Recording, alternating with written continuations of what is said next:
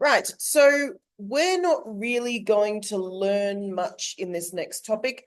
This is us working on our application. So we're not so much learning new skills or new formulas. We're just working on our interpretation and application. So stuff like this, right? If I give you this sentence, you need to be able to turn it into an equation and solve it. So have a think about this. I want everyone just to read it. Think about what it's asking and think about how you could turn this into an equation, and then we'll solve it. So have a think about it. Don't yell out any answers. I just want you to come up with an equation in your head. I can see a few people looking at the textbook. Instead of that, can you look at the board and see if you can come up with an equation for this in your mind? We'll see if we can solve it.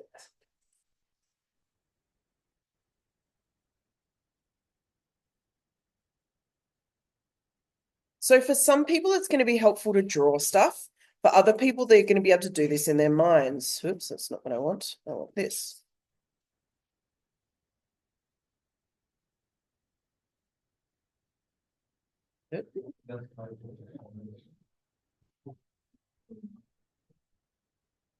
You're not to scale. Okay, so the information I've given is this is going to be 5 times this.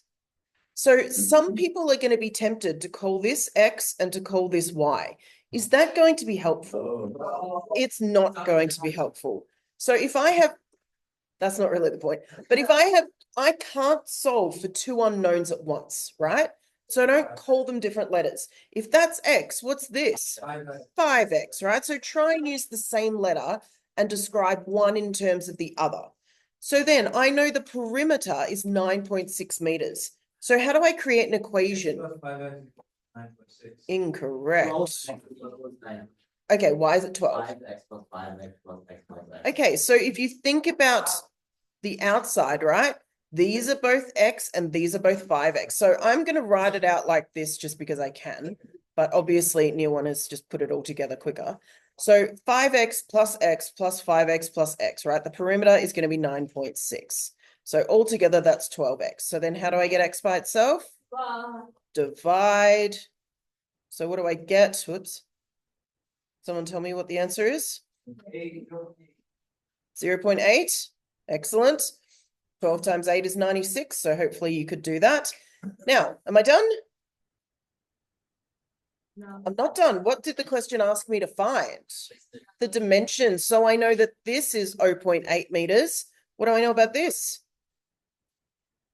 0.8 times 5 is? 4. So this is 4 meters. So the dimensions are 4 meters and 0.8 meters.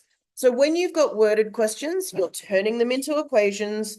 You might need to solve for something, but then you may need to go back and do something extra once you've solved for your unknown, depending on what the question asks. So what we're really looking at today is your ability to interpret written information.